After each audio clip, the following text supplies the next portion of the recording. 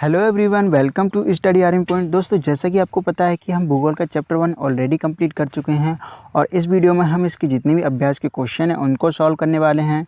और इस अभ्यास में जो हमारा पहला क्वेश्चन है वो यही पूछता है कि पारितंत्र क्या है, और ये एग्ज़ाम में भी पूछा जाता है 1 मार्क्स में। तो ये सिंपल सा आपने पढ़ भी रखा है, आपको डेफिनेशन बुक में भी मिल जाएगी।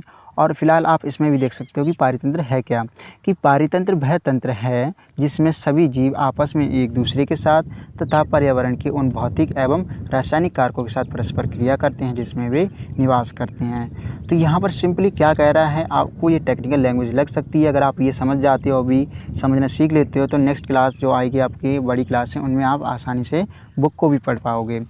तो यहाँ पर क्या बोल रहा है कि जो जीव होते हैं, जीव कौन से हो गए, जैसे जंतु हो गए यानी कि जो जितने भी जानवर होते हैं वो हो गए, या फिर पादप हो गए यानी पौधे हो गए। ये जीव जंतु सारे के सारे क्या होते हैं, जीव कहलाते हैं। ये एक दूसरे के साथ यानी पौधे जानवरों पर निर्भर हैं, जानवर पौधों पर निर्भर हैं। ये एक दूसरे के साथ तथा पर्यावरण के उन भौतिक एवं रासायनिक कारकों के साथ परस्पर क्रिया करते हैं जिसमें निवास करते हैं। तो ये जीव जंतु हैं यानी पौधे या जानवर हैं, ये जहाँ रहते हैं उन पे भी तो ये उनके साथ भी तो क्रिया करते हैं जहाँ वो रह रहे हैं। तो ये चीज़ें जो जहाँ ये रहते हैं वहाँ कुछ चीज़ें भौतिक होती हैं, कुछ रासायनिक होती हैं, तो उनके साथ ये क्रिया करते हैं। इसी को क्या कहते हैं, पारितंत्र कहते हैं। तो सिंपली आपको समझते हुए ये डेफिनेशन याद करके रखनी है, ताकि जो क्वेश्चन में अगर पूछा जाए तो आप समझते हुए अच्छे से उसको डेफिनेशन, अगर थोड़ा बहुत आप भूल भी जाते हो तो अगर आप समझ गए हो कि आखिरकार पारितंत्र होता क्या है तो रटने की कोई ज़रूरत ही नहीं पड़ेगी। आप उसको सिंपली अपने आप बना के भी लिख सकते हो। ज़रूरी नहीं है कि आप डिट्टो ऐसा ही उतार के आओ पेपर में। अगर नेक्स्ट क्वेश्चन की बात करें तो नेक्स्ट क्वेश्चन हमसे पूछता है कि प्राकृतिक पर्यावरण से आप क्या समझते हो। तो प्राकृतिक पर्यावरण आपने देखा होगा, एक होता प्राकृतिक, एक होता मानव निर्मित, ये हमने पढ़ा भी था। तो प्राकृतिक से सिर्फ पूछा गया है, तो डेफिनेशन आप इसकी ऐसे लिख सकते हो कि पृथ्वी पर उपस्थित वह सभी जैविक और अजैविक तत्व। जैविक कौन से होते हैं, जो जीवित हैं, अजैविक जो जीवित नहीं हैं, जो बिना किसी मानव की सहायता से अपने आप बने हैं, प्राकृतिक पर्यावरण का निर्माण करते हैं। तो प्राकृतिक पर्यावरण कैसे बना है, जैविक और अजैविक तत्वों से बना है। साथ ही साथ ये होते कैसे हैं, ये बिना किसी मानव की सहायता से अपने आप बनते हैं, अपने आप उग जाते हैं। अगर हम बात करें जो गेहूँ होते हैं उनको किसान उगाते हैं, तो क्या वो प्राकृतिक पर्यावरण में आएंगे, नहीं। लेकिन जो एक पेड़ है जिसको ना किसी ने सींचा है ना किसी ने बोया है, अपने आप उग गया, तो वो क्या है, एक प्राकृतिक पर्यावरण का निर्माण कर रहा है। अगर हम गा क्वेश्चन की बात करें, गा, तो उसके अंदर देखो क्या पूछ रहा है कि पर्यावरण के प्रमुख घटक कौन से हैं। घटक पूछ रहा है इसके अंदर। तो हमें पता है कि 2 घटक हैं, ये हमने पढ़ा भी था। तो पहला होता है प्राकृतिक घटक, दूसरा होता है मानव निर्मित घटक। प्राकृतिक घटक जो पेड़ पौधे हो गए, भूमि, जल, वायु, खनिज जितने भी हैं जो बिना मानव की सहायता के अपने आप बने हैं, वो सारे के सारे हो गए प्राकृतिक, यानी जो प्रकृति ने बनाए हैं। तो भूमि तो प्रकृति ने बनाई है, जल भी प्रकृति ने बनाया है, वायु बनाई है, और जितने भी खनिज पाए जाते हैं वो प्रकृति में ही पाए जाते हैं। फिर आया मानव। मानव ने क्या बनाया, यातायात के साधन बनाए। यातायात मतलब आने जाने के लिए ट्रांसपोर्ट के, कार, बस, टैक्सी वगैरह। फिर संचार के, जैसे हमारा टेलीफोन, मोबाइल, ये सारे। उद्योग क्या होता है, जो फैक्ट्री वगैरह होती हैं, ये सारे के सारे उद्योग में आता है। फिर पार्क बनाए, ये सारा किसने बनाया, ये मानव ने बनाया। तो ये 2 घटक हमारे हो गए। तो पर्यावरण के जो प्रमुख घटक हो गए वो हमारे हो गए प्राकृतिक घटक और मानव निर्मित घटक। अब जो घा क्वेश्चन आता है वो क्या है हमारा, कि मानव निर्मित पर्यावरण के 4 उदाहरण दीजिए। तो पिछली बार हमसे क्या पूछा था, हमारा पूछा था कि जो प्राकृतिक पर्यावरण है वो क्या है। इस बार पूछ रहा है मानव निर्मित पर्यावरण के 4 उदाहरण देना है, यानी जो मानव ने बनाए हैं। तो हम दे सकते हैं, कुछ भी लिख सकते हैं, जैसे हमारा स्कूल है मानव ने बनाया है, पार्क को मानव ने बनाया है, मंदिर जितने होते हैं मानव ने बनाया है, कार बनाया है, साइकिल बनाया है, आप बस, ट्रक, कुछ भी आप लिख सकते हो जो कि इंसान ने बनाया है। तो बहुत ही आसान क्वेश्चन के आंसर देने, मतलब क्वेश्चन बहुत आसान पूछा जा रहा है, तो आप सिंपली इसमें नंबर आराम से ला सकते हो। फिर अगर 4 जो क्वेश्चन दिया गया है उसकी बात करें तो उसमें कह रहा है कि स्थल मंडल क्या है। स्थल मंडल हमने पढ़ा था क्या होता है, कि जो स्थल होती है ऊपर की परत। तो डेफिनेशन में पढ़ते हैं कि पृथ्वी की ऊपरी ठोस परत को स्थल मंडल कहते हैं। देखो कितनी सिंपल लैंग्वेज है, कि जो हमारी ऊपरी परत है ना धरती की, जिस पे हम खड़े हैं, जिस पे हम स्कूल हमारा बना हुआ है, जिस पे घर बना हुआ है, वो स्थल मंडल है। यह किससे बना है, ये चट्टानों एवं खनिजों से बना है तथा मिट्टी की पतली परत से ढका है। तो जो ऊपर की जो पतली परत होती है मिट्टी की, वो काफ़ी उपजाऊ होती है, जिस पे इंसान क्या करते हैं, मानव उस पर खेती भी करते हैं, यानी कृषि भी करते हैं। तो यही स्थलमंडल के सारे भाग कहलाते हैं। तो आप इसको भी अच्छे से डेफिनेशन में याद कर सकते हो। फिर जो क्वेश्चन पूछा गया है, जैव मंडल क्या है। जैव मंडल जीव मंडल और जैव मंडल दोनों एक ही हैं। तो जैव मंडल, जैव प्लस मंडल, ये दो चीज़ों से बना है। जैव होता है जीवित और मंडल मतलब जहाँ पर ये रहते हैं। तो ये क्या है, जैव मंडल वह सजीव संचार है जिसमें पादप एवं जंतु रहते हैं। देखो ये दोनों ही जीवित हैं, तो ये जैव मंडल का निर्माण करते हैं। तो सिंपल, आपको इतना बड़ा लंबा चौड़ा क्वेश्चन का आंसर देने की ज़रूरत नहीं है। 1 मार्क्स में है, टाइम बचेगा आपका। ऐसे आंसर दो क्वेश्चन का कि आपको टीचर कुछ पूछे ही ना आपसे, कि वो सब समझ जाए कि आपको सब कुछ आता है। फिर अगर इसके नेक्स्ट जो क्वेश्चन पूछा गया है वो आपका है टिक मार्क वाला, कि सही उत्तर चिन्हित कीजिए। तो इसके अंदर जो आपका क्वेश्चन 1 पूछा गया है, इसके 4 ऑप्शन दिए गए हैं। तो कह रहा है कि इनमें से कौन सा प्राकृतिक परितंत्र नहीं है। प्राकृतिक परितंत्र का मतलब होता है कौन सा प्रकृति ने नहीं बनाया है, यानी ऐसा तंत्र जो प्रकृति द्वारा नहीं बनाया गया है। तो देखो, मरुस्थल यानी कि जो रेगिस्तान होता है वो तो प्रकृति ने ही बनाया है, वो हमारे हाथ में नहीं है। ताल क्या प्रकृति ने बनाया है? नहीं, ताल को हम लोग भी खोदते हैं।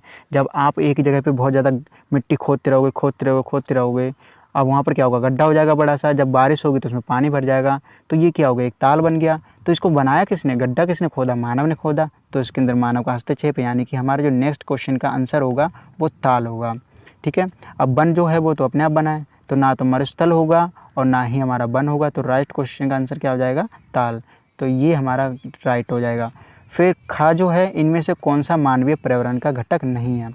अब यहाँ पर पूछ रहा है कि मानवीय पर्यावरण का घटक नहीं है, तो हमें मानव वाला नहीं निकालना है। जैसे यहाँ पर बात कर रहा है, हम फर्स्ट को छोड़ देते हैं। अभी फर्स्ट जो है स्थल है, तो स्थल को तो प्रकृति ने बनाया है, लेकिन धर्म को हमने बनाया ना। हम धर्म को मानते हैं, हिंदू मुस्लिम सिख ईसाई सारे धर्म मानते हैं। समुदाय किससे बनता है, कई सारे परिवार जब एक साथ रहते हैं। तो बताया था ना कि एक इंसान जो होता है वो अकेला मानव कहलाता है, लेकिन वो कई सारे जब एक साथ रहते हैं तो वो परिवार कहलाते हैं। जो कई सारे परिवार एक साथ रहते हैं तो समुदाय कहलाते हैं। तो ये तो इंसान ही बना रहा है, धर्म को भी इंसान बना रहा है, तो ये तो दोनों गलत हो गए। तो जो राइट टिक होगा, जो हमारा पर्यावरण का घटक नहीं है, मानवीय पर्यावरण का, वो कौन सा, हमारा स्थल है। तो स्थल हमें प्रकृति ने बना के दिया है ना कि मानव ने बना के दिया है। तो सेकंड वाला हमारा ये सही है और फर्स्ट वाला हमारा ये सही है।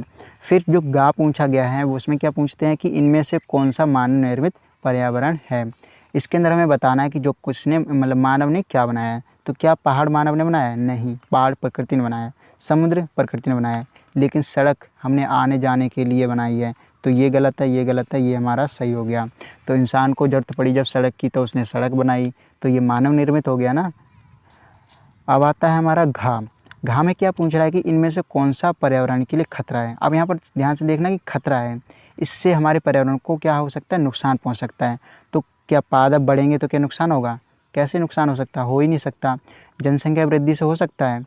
बिल्कुल भी हो सकता है, बिल्कुल हो सकता है। क्यों? क्योंकि जनसंख्या बढ़ेगी तो क्या होगा, लोगों के रहने के लिए जगह चाहिए। अगर जगह चाहिए तो वो क्या करेंगे, हमारी प्रकृति का विनाश करेंगे, उसको काटेंगे और नुकसान पहुंचाएंगे। तो ये जनसंख्या वृद्धि हमारे पर्यावरण के लिए खतरा है।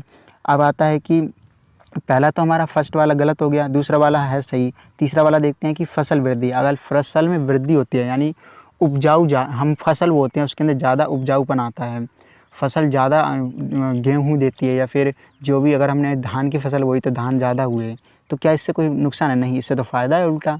तो ये वाला भी नहीं होगा हमारा। तो जो राइट क्वेश्चन का आंसर होगा वो हमारा सेकंड वाला होगा, यानी जनसंख्या वृद्धि हमें क्या करती है, हमारे पर्यावरण के लिए खतरा पैदा कर रही है। तो जो नेक्स्ट क्वेश्चन, जो ये वाला जो क्वेश्चन था, ये हमारा सॉल्व हो गया। अब हम देखते हैं तीसरा क्वेश्चन।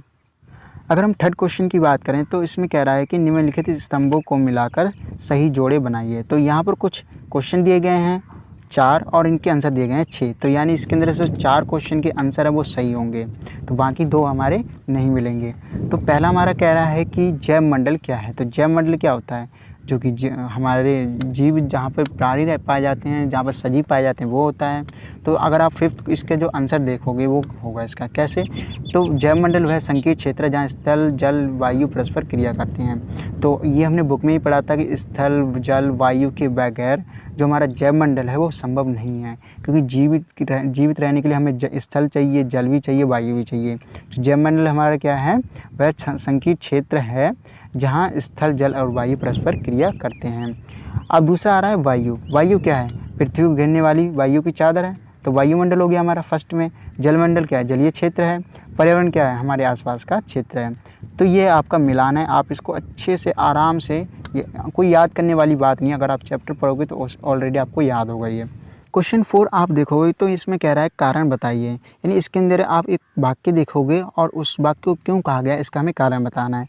तो पहला वाक्य अगर आप देखोगे तो कहा गया है कि मानव अपने पर्यावरण में परिवर्तन करता है, तो क्यों करता है इसका हमें कारण देना है। तो आंसर होगा मानव अपनी ज़रूरतों को पूरा करने के लिए उसमें परिवर्तन करता है।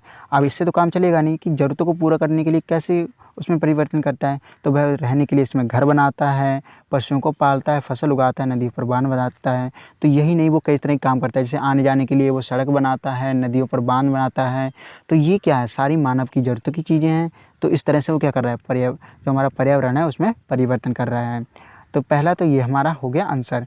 दूसरा पूछ रहा है कि मतलब कह रहा है कि पौधे एवं जंतु जीव जंतु एक दूसरे पर आश्रित हैं।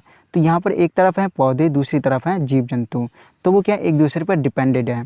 तो डिपेंडेड मतलब होता है कि एक के बगैर दूसरा नहीं रह सकता है। तो इसका आंसर कैसे लिखेंगे, पौधे एवं जंतु एक दूसरे पर आश्रित हैं क्योंकि पौधे उत्पादक हैं और जीव जंतु उपभोक्ता हैं। उत्पादक कौन होते हैं, जैसे कोई किसी चीज़ का उत्पादन करता है तो उसे उत्पादक कहते हैं, और उस चीज़ का जो उपभोग करता है यानी उसको इस्तेमाल करता है उसे उपभोक्ता कहते हैं। जैसे किसान क्या करते हैं, फसल उगाते हैं ना, तो उन्हें कहते हैं उत्पादक। अगर हम उनको ख़रीदने जाते हैं, उससे आटा बन गया, हम आटा ख़रीदने जाते हैं तो हम हो गए उपभोक्ता। तो यही होता है कि पौधे क्या करते हैं, खाना बनाते हैं, और उसको खाता कौन है, जीव जंतु। पौधों को अगर देखो, एक गाय है, अगर पौधे को खा लेती है तभी तो वो ज़िंदा रह पाती है। अगर पौधे नहीं होंगे तो गाय कैसे ज़िंदा रह पाएगी। तो ये क्या हो गए, एक दूसरे पर डिपेंडेड हो गए। इसी तरह से आप देखोगे कि जो पौधे होते हैं पर्यावरण में ऑक्सीजन छोड़ते हैं जिसे जीव जंतु ग्रहण करते हैं, और जीव जंतु कार्बन डाइऑक्साइड छोड़ते हैं जिसे पौधे ग्रहण करते हैं। तो यहाँ पर क्या हो रहा है कि दोनों ही एक दूसरे पर डिपेंडेड हो रहे हैं। जीव जंतुओं के बगैर पौधे ज़िंदा नहीं रह सकते, और जो हमारे पौधे हैं उनके बगैर जीव जंतु ज़िंदा नहीं रह सकते। क्वेश्चन नंबर 5 में आपको क्रियाकलाप दे रखा है, जिसके अंदर बताया गया है कि एक आदर्श पर्यावरण की कल्पना कीजिए जिसमें आप रहना चाहेंगे। अपने इस आदर्श पर्यावरण का चित्र बनाइए। तो देखो, हम किस तरह के पर्यावरण में रहना चाहते हैं, ये सभी अपने आप पे एक अनोखी बात है। आप चाहोगे कि मैं बहुत ज़्यादा हरियाली वाली जगह पे हूँ, जहाँ पे नदियाँ हों, पहाड़ हों। कोई चाहेगा कि मैं बहुत ऐसी जगह पे रहूँ जहाँ बहुत बड़ी-बड़ी बिल्डिंगें हों, या फिर कोई चाहेगा कि मैं एकदम से ऐसी जगह पे रहूँ जहाँ पर दूर से समुद्र दिखता हो। तो आप जिस तरह के पर्यावरण में रहना चाहते हैं, आप उसका चित्र बना सकते हो। आप सूरज उगते हुए या फिर डूबते हुए, किसी भी तरह का जो आपको अच्छा लगे वो बना के आप चार्ट पे बना के ले जा सकते हो, अपने टीचर को दिखा सकते हो। आपके मन में जो है वो बनाना। दोस्तों, अगर आपको वीडियो अच्छी लगी हो तो प्लीज़ लाइक करना, शेयर करना एंड सब्सक्राइब करके जो बेल आइकन है उसको ऑल पे सेट कर देना, ताकि आने वाली वीडियो आप तक पहले पहुँचे। Thank you.